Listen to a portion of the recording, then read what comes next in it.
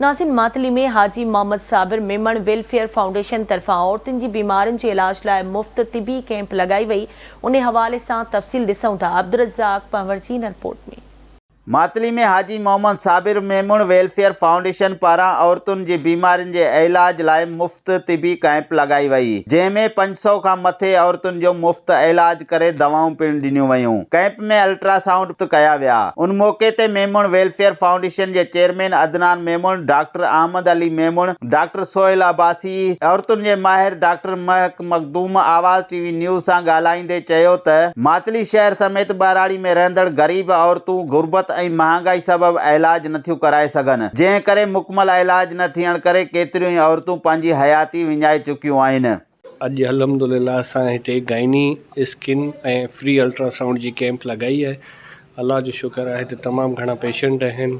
हिते असीं कोशिशि करियूं पिया त वधि में वधि रिलीफ ॾियूं माण्हुनि खे, छो इलाज इलाही महांगो थी वियो आहे, मेडिसन इलाही एक्सपेंसिव थी वियूं आहिनि। हिकिड़ो त हीअ असांजो इलाइक़ो पुठिते पियल आहे ऐं उनजी वरी जेका प्रॉपर न्यूट्रिशन कान्हे, उहे वीचारा कमज़ोर बि आहिनि। वरी इत्तेफ़ाक़ सां उहे जेकॾहिं प्रेगनेंट थी वञनि त पोइ उन्हनि जो न त प्रॉपर को एंटीनेटल केयर थो थिए त हुननि खे घटि में घटि एंटीनेटल केयर बि मिले। हुननि जो जेको प्रॉपर इन्वेस्टिगेशन आहे, जेका अल्ट्रासाउंड थिए थी, उहा बि थिए ताकी उन्हनि खे ख़बर पए त फेटल वेलबींग केतिरी आहे, ॿार जी ग्रोथ केतिरी आहे ऐं नीड हिन पेशेंट जी केतिरी आहे, उन्हनि जो प्रॉपर चेकअप हुजे। काफ़ी असांजो जेके पसमानदा जेके इलाइक़नि में जेके ग़रीब औरतूं आहिनि, उन्हनि जो फ्री में अल्ट्रासाउंड, फ्री में मेडिसन, इन शइ जी ज़रूरत हुई। इहो सोचे करे असां हीअ कैंप लॻाई आहे। 200 खां मथे असां रजिस्ट्रेशन थी वई आहे, जेके असां वटि ॻोल्हाइणियूं औरतूं वेठियूं आहिनि, जिन में असांजूं तरबियत याफ़्ता FMOs फीमेल मेडिकल ऑफिसर मौजूदु आहिनि, जेके अल्ट्रासाउंड बि कनि पियूं ऐं उन्हनि जो फ्री एंटीनेटल चेकअप बि कनि पियूं।